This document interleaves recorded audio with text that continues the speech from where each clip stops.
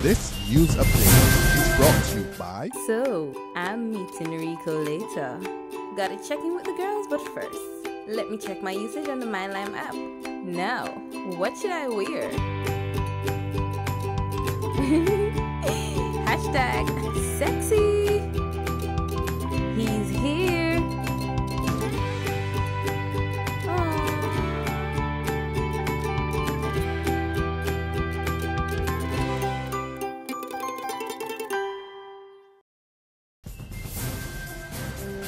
It's Thursday, June 18, and time for the Barbados Today Morning News Update. I'm Fernetta Wedderburn. A warm welcome to you. Our top story: the legal credentials of opposition leader Mia Mottley was repeatedly called into question in Parliament last night and into the wee hours of this morning. It first began a few hours before Finance Minister Chris Sinclair stood up to wrap up debate on the budget, with Environment Minister Dr. Dennis Lowe challenging the Barbados Labour Party leader to make her qualifications a document of the House after she questioned his professional qualifications during her response to the budget. I will never sit by idly and allow anybody to denigrate who I am. I will never sit idly by and allow anybody to destroy my character.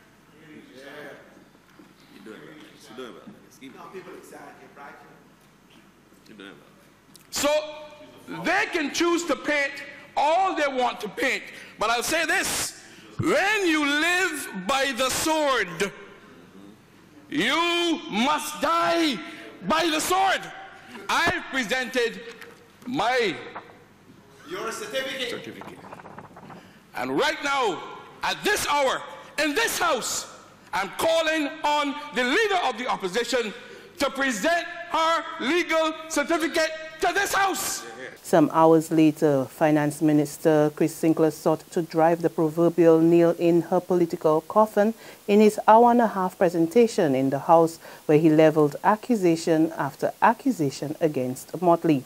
The verbal onslaught began just before midnight and finished just before 1:30 this morning, with Sinclair accusing the opposition leader of simply engaging in a witch hunt when she accused 4 ministers of selling out Barbados by entering into what was described as a sweetheart deal with the Canada-based waste-to-energy management company, Cahill Energy Limited.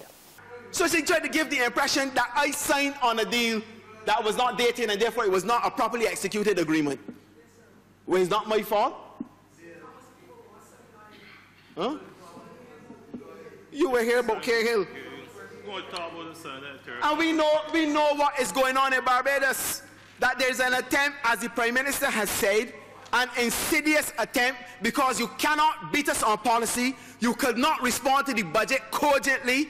You could not refute the policies in the budget. You could not voice the fact that the economy is turning around. So you had to find some smut to bring it here to try to give the people the impression, and all the Labour Party disciples on the blogs, to write foolishness about people in Barbados and give the impression that this government is corrupt and that we are into some underhanded deal. Meantime, Prime Minister Frundle Stewart is defending his decision to send home 3,000 public workers. The government has come under severe criticism for the move, but Prime Minister Stewart said the decision was one that had to be undertaken in order to get the country's fiscal house back in order. And so on. The government had to retrench some people, and the truth is, I stand as Prime Minister of Barbados tonight, and I look the nation in the face, and I say, while the government regretted that we had to do it, it was absolutely necessary. If the structure of a house is unsafe, or rather is unsound, if the structure of a house is unsound, or the structure of any building is unsound, there is no safe room in that building. As long as the structure is unsound, no room is safe.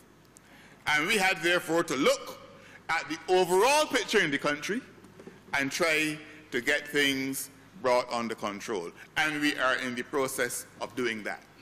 Away from Parliament, workers at the Barbados Investment Development Corporation walked off the job yesterday after management sent 13 of their colleagues on early retirement. The move has not gone down well with the workers' bargaining agent, the National Union of Public Workers, who threatened to take the corporation to court over its retrenchment practices. The NUPW claims that the corporation unlawfully forced the employees all over the age of 60 into early retirement ahead of a scheduled meeting today. Monday, Elder Appreciation Day, and this government made a statement saying that they recognize the contribution that elders made to this society. What is happening here? These persons would have made a contribution to society as well, not only to the job, as people often forget, but to the wider society. Their contribution has to come for something. We cannot treat all people who would have given all of their time and effort in an organization like this. And because this situation is existing today, the NUPW will definitely make or take the necessary measures to make sure this problem is rectified as soon as possible. There's regional and international news after this short break.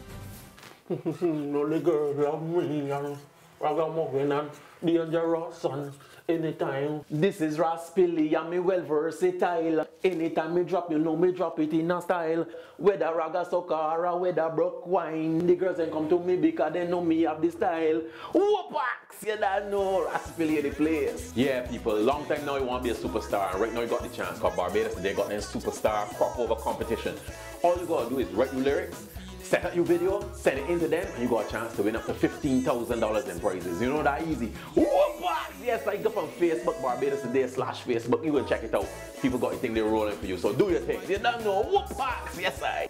Secure your future, be financially strong. Since 1983, we have been there for you. A smart range of products, great tax benefits. We're the solution to your hopes and your dreams. The Barbados Workers Union Cooperative Credit Union. The Barbados Workers Union Cooperative Credit Union. Humble beginnings to smart loans, smart savings. Save smart and borrow smarter. That's the move for me. Stability, prosperity.